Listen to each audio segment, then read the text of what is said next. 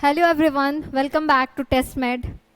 Hope आप सभी लोग प्रिपरेशन बहुत अच्छे से कर रहे हो ओटी असिस्टेंट और लैब टेक्नीशियंस के लिए। तो आज अभी जो हम लोग देखने वाले हैं वो स्टरलाइजेशन से रिलेटेड एमसीक्यूज देखने वाले हैं। 20 एमसीक्यूज अभी हम लोग सॉल्व करेंगे कि स्टरलाइजेशन और उससे रिलेटेड जो मैथड्स हम लोगों ने फॉलो किया है उससे रिलेटेड ऑब्जेक्टिव्स क्या होने वाले हैं। इसके लिए आप लोग जो नहीं जुड़े हैं टेस्टमेट से, ऐप इंस्टॉल कीजिए, सब्सक्राइब कीजिए, बेल आइकन से नोटिफिकेशन के अपडेट के लिए जुड़े रहिए और स्टार्ट करते हैं हम लोग।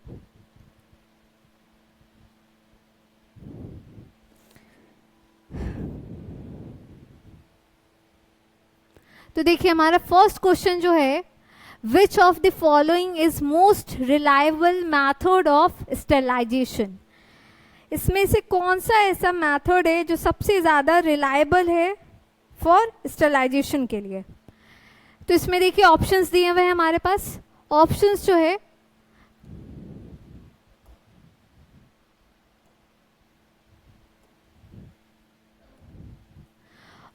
है हमारा बॉइलिंग है फर्स्ट, पास्चराइजेशन है, ऑटोक्लेविंग है, यूवी रेडिएशन है। इसी क्वेश्चन को हमें सबसे पहले समझना है कि सबसे ज़्यादा रिलायबल मेथड हमारा स्टेरिलाइजेशन के लिए क्या होता है। तो boiling, pasteurisation, autoclaving and UV radiation. तो इसके लिए हमारा जो आंसर जाने वाला है वो है ऑटोक्लेविंग। ऑटोक्लेविंग हम लोग सबसे ज़्यादा रिलायबली क्या करते हैं, यूज़ करते हैं।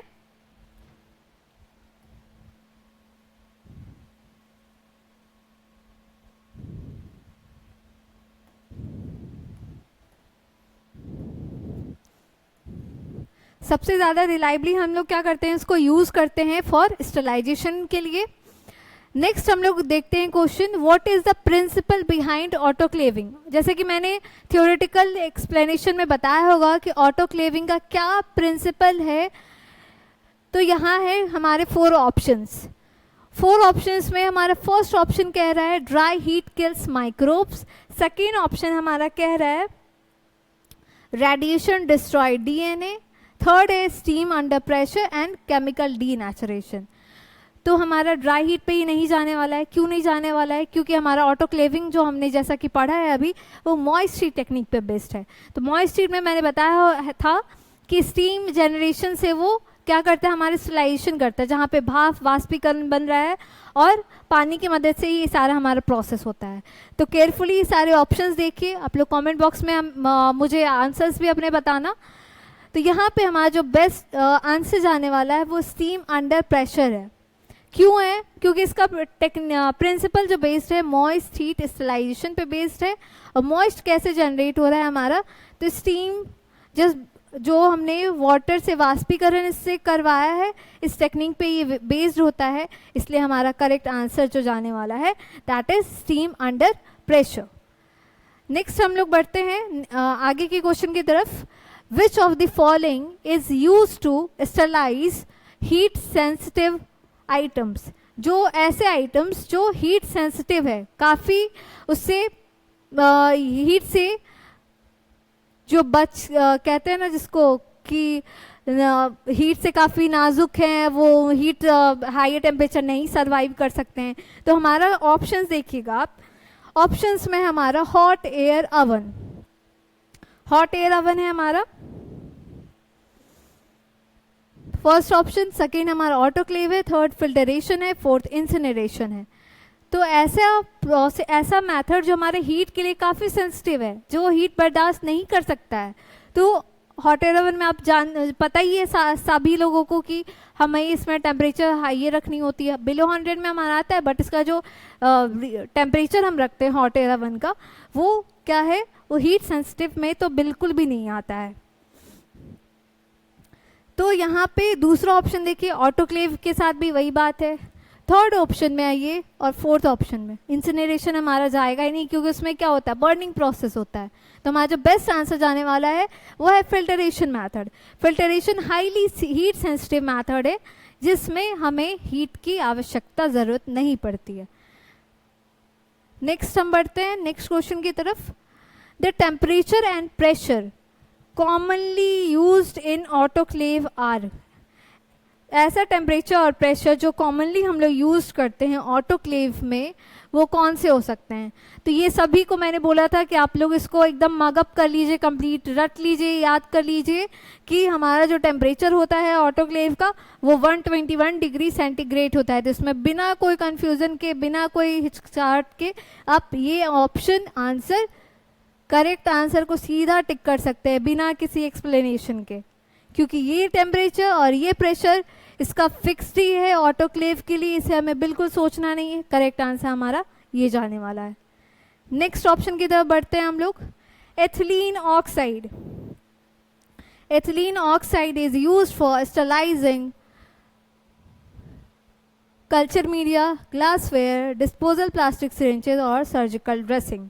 तो यहाँ पे हम लोग जो एथिलीन ऑक्साइड को यूज़ करते हैं वो डिस्पोजल प्लास्टिक सिरिंजेज, जैसा कि मैंने बताया होगा आपको, केमिकल मेथड्स में एथिलीन ऑक्साइड जो हम लोग यूज़ करते हैं वो प्लास्टिक सिरिंजेज, जैसे मैंने डायग्राम में भी थियोरेटिकली में बताया होगा, यूज़ किया जाता है। तो यहाँ पे हमारे जो ऑप्शन होने वाला है वो डिस्पोजेबल प्लास्टिक सिरिंजेस होने वाले हैं। बढ़ते हैं आगे की तरफ। ये क्यों नहीं होंगे ये आपको पता ही होगा, ऑटोक्लेविंग होता है इसमें। ग्लासवेयर के लिए हम हॉट एयर ओवन यूज़ करते हैं, सर्जिकल्स के लिए हम ड्रेसिंग्स के लिए हम radiations method and other method इससे रिलेटेड फॉलो करते हैं। नेक्स्ट है which of the following method is suitable for sterilising glucose solution के लिए हम कौन सा मेथड फॉलो करते हैं फॉर स्टरलाइजेशन? तो यहाँ पे हमारा जो मेथड होने वाला है ग्लूकोज के लिए वो ये होने वाला है autoclaving. Dry heating not possible, because हम यहाँ पे ड्राई हीटिंग से हम फ्लेम पास करवाते हैं ग्लास लाई लूप्स को। फिल्टरेशन एंड रेडिएशन, तो हमारा जो सेकेंड लास्ट ऑप्शन है फिल्टरेशन मेथड वो जाएगा, क्योंकि हम एक सॉल्यूशन को क्या कर रहे हैं, स्टरलाइज कर रहे हैं। तो सॉल्यूशन को जब भी हम स्टरलाइज करते हैं उसके लिए बेस्ट मेथड जो हम लोग फॉलो करते हैं वो फिल्टरेशन मेथड हमारा फॉलो होता है। तो ये हमारा ऑप्शन जो जाने वाला है फिल्टरेशन मेथड जाने वाला है। नेक्स्ट हम लोग बढ़ते हैं the spore forming organism use to test the efficacy of autoclaving. ऐसे ऑर्गेनिज्म, स्पोर फॉर्मिंग ऑर्गेनिज्म, ठीक है, spore forming organism use to test the efficacy, ऐसे ऑर्गेनिज्म स्पोर फॉर्मिंग जो ऑटोक्लेविंग की एफिकेसी क्षमता को दर्शाता हो। तो ये सारे में से क्या ऑप्शंस हो सकते हैं बताइए, आप में कोई कमेंट बॉक्स में हिंट कीजिए मुझे। देखिए इसमें जो जियोबैसिलस थर्मोफिलस ऑर्गेनिज्म है उस ऑर्गेनिज्म की ओनली ऐसी एफिकेसी होती है कि ऑटोक्लेविंग के हायर टेम्परेचर को क्या कर सकता है, झेल सकता है, सरवाइव कर सकता है। तो हमारा ये जो बेस्ट ऑप्शन, करेक्ट ऑप्शन जो जाने वाला है वो जियोबैसिलस थर्मोफिलस जाने वाला है।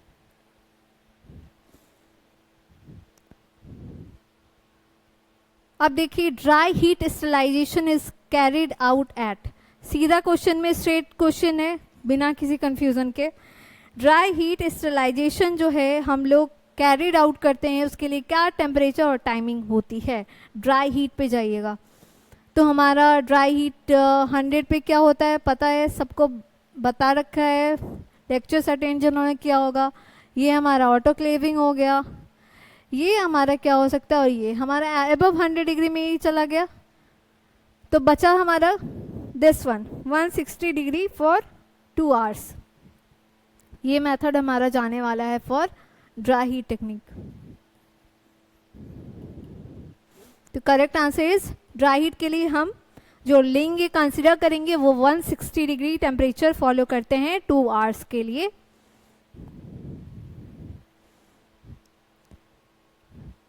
विच sterilization method is best for culture media? कौन सा ऐसा स्टरलाइजेशन मैथड है जो कल्चर मीडिया के लिए एकदम बेस्ट है? वो है हमारा क्या हो सकता है, फिल्टरेशन मेथड से हमारा कल्चर मीडिया नहीं जाने वाला है। Autoclaving, incineration, UV light, UV light से भी नहीं जाएगा, इंसिनरेशन बर्न कर देगा। तो हमारा ऑप्शन क्या बचता है? ऑप्शंस हमारा जो बचता है दैट इज ऑटोक्लेविंग। अब ऑटोक्लेविंग क्यों होगा, मैंने ऑटोक्लेविंग बताया था क्या यूजेस थे इसके? कल्चर मीडिया प्रिपरेशंस के लिए हम लोग यूज़ करते थे, और कुछ इंस्ट्रूमेंट्स को स्टरलाइज करने के लिए हम लोग यूज़ करते थे। तो यहाँ पे हमारा करेक्ट आंसर जो जाएगा that is autoclaving. Sterilisation of inoculating loop is done by, inoculating loop को स्टरलाइज जो किया जाता है कौन से मेथड से किया जाता है? हॉट एवन में आप नहीं रख सकते हैं, ग्लासवेयर के लिए मैं बता चुकी हुई हूँ। ऑटोक्लेविंग फॉर कल्चर मीडिया अभी क्वेश्चन में वो क्वेश्चन में था। फ्लेमिंग और रेडिएशन, रेडिएशन तो इसमें बिल्कुल ही नहीं जाएगा। रेडिएशन में इमेजिन कीजिए अगर इनोकुलेटिंग लूप को अगर स्टरलाइज करते हैं तो क्या होगा इनोकुलेटिंग लूप का। तो यहाँ जो हमारा आंसर जाने वाला है that is flaming method. Flaming method या रेडी में जो हमारा करते हैं वो हमारा ये करेक्ट आंसर जाने वाला है।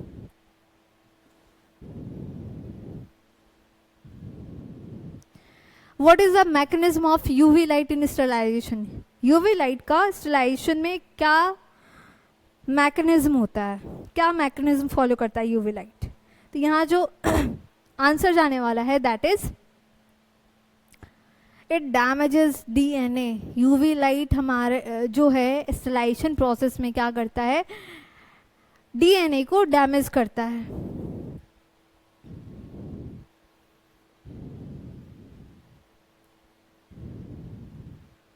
नेक्स्ट हमारा है which method is use for sterilisation of antibiotics.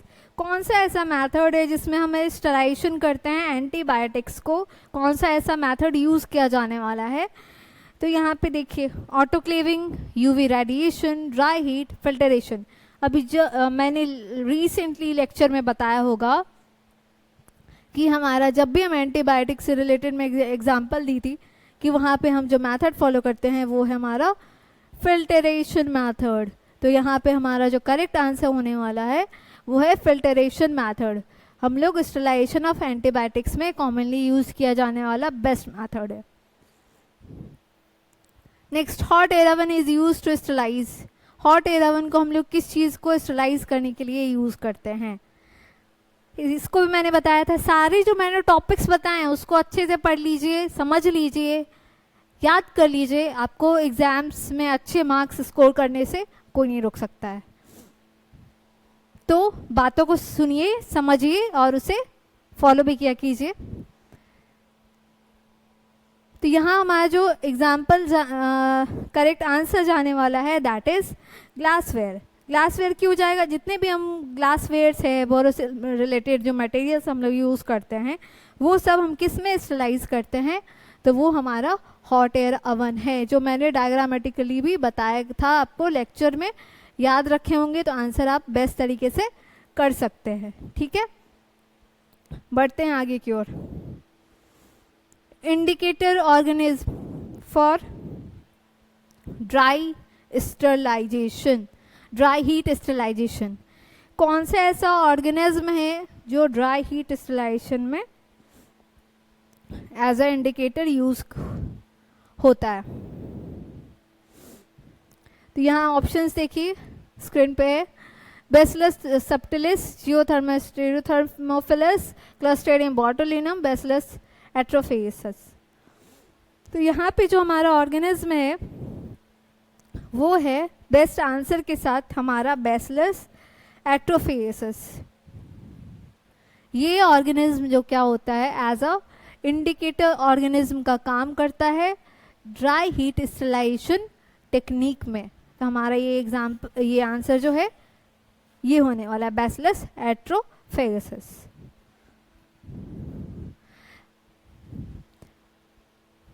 देखिए 15 number MCQ. Sterilisation differ from disinfection in that sterilization.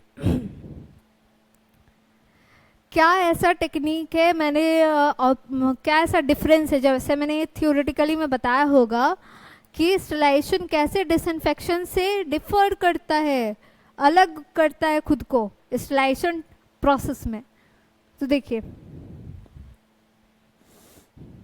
kills all microorganisms including spores, only inhibits, only removes visible dirt, is less effective। ये options नहीं होने वाला है। क्योंकि हमारा first option ही answer है। सीधी सी बात है, स्टरलाइजेशन हमारा ऐसा प्रोसेस है जिसमें ये क्या करता है, किल करता है माइक्रो ऑर्गेनिज्म को उनके स्पोर्स के साथ।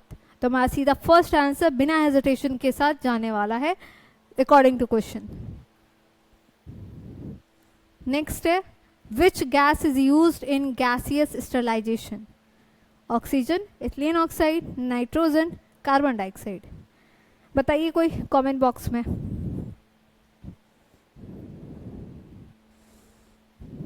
एथिलीन ऑक्साइड हमारा गैसियस स्टरलाइजेशन के लिए यूज़ किया जाने वाला गैस है जो हम लोग यूज़ करते हैं कॉमनली।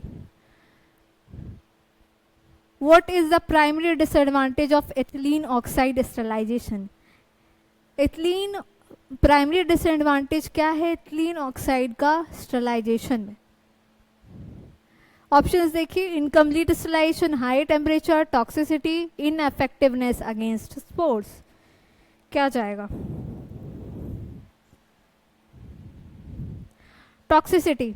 डिसएडवांटेज क्या है? टॉक्सिसिटी मैंने बताया होगा थियोरेटिकल लेक्चर में कि टॉक्सिसिटी क्या करता है, जनरेट करता है। तो ये इसका most of the disadvantage method हुआ स्टरलाइजेशन के लिए।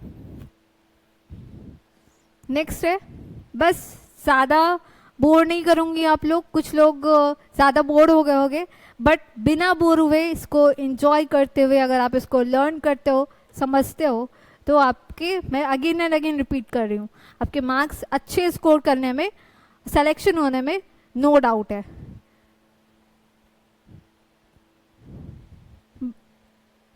क्वेश्चंस देखिए, हमारा बस कुछ क्वेश्चंस ही रह गया। Which of the following is not a physical method of sterilisation? समझिएगा, यहाँ पे क्वेश्चन में एक नॉट लगा रहा है। इनमें से कौन सा है कि फिजिकल मैथड ऑफ स्टरलाइजेशन नहीं है? ऑप्शंस देखिए, ये रहे हमारे ऑप्शंस स्क्रीन पे। Heat, radiation, filtration, alcohol. Any guesses?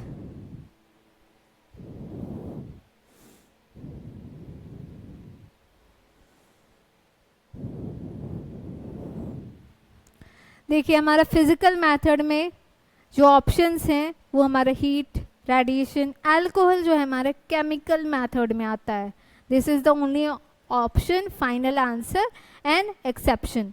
ये हमारा केमिकल मेथड में आता है, तो correct option will be alcohol. यहाँ पे हमारा करेक्ट ऑप्शन जो होने वाला है वो अल्कोहल होने वाला है for chemical method of sterilisation में, क्योंकि यहाँ पे फिजिकल मेथड तो पूछ नहीं रहा है, तो हमारा केमिकल मेथड होगा। अब देखिए, incineration is a method of disinfection, cleaning, sterilisation, pasteurisation. क्या मेथड हो सकता है? बहुत इजी क्वेश्चन है, बहुत सिंपल क्वेश्चन है, सब लोग आंसर दे सकते हैं। सोचिए जरा।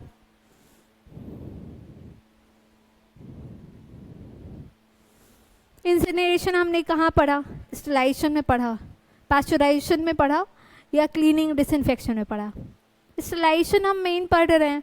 मेन हमारा क्या है? इंसिनरेशन किसके अंडर आ रहा है? स्टरलाइजेशन के अंडर आ रहा है, तो स्टरलाइजेशन हमारा बेस्ट करेक्ट आंसर होगा। Incineration is a method of sterilisation. अब देखिए, जैसे मैंने थियोरेटिकली बताएगा, असेप्सिस में बताई हुई हूँ और बोला था इसको अच्छे से केयरफुली देखिएगा। तो यहाँ पे term asepsis refers to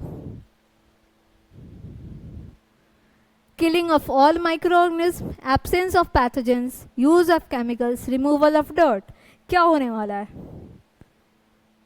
Asepsis means absence of pathogens। Killing हम कर नहीं सकते, क्या हमारा हो गया? स्टरलाइजेशन होगा। यूज ऑफ केमिकल्स आएगा नहीं, रिमूवल ऑफ डर्ट आएगा नहीं, और मीन्स एब्सेंस ऑफ पैथोजेंस। तो यहाँ पे हो जाएगा हमारा ये करेक्ट आंसर। असेप्सिस क्या दर्शाता है? एब्सेंस ऑफ पैथोजेंस की एब्सेंस को, कमी को दर्शाता है, तो ये हमारा करेक्ट आंसर होगा। तो आज का सेशन एमसीक्यूज़ का हम यहीं रखते हैं। नेक्स्ट आगे हम नेक्स्ट टॉपिक एमसीक्यूज़ करेंगे।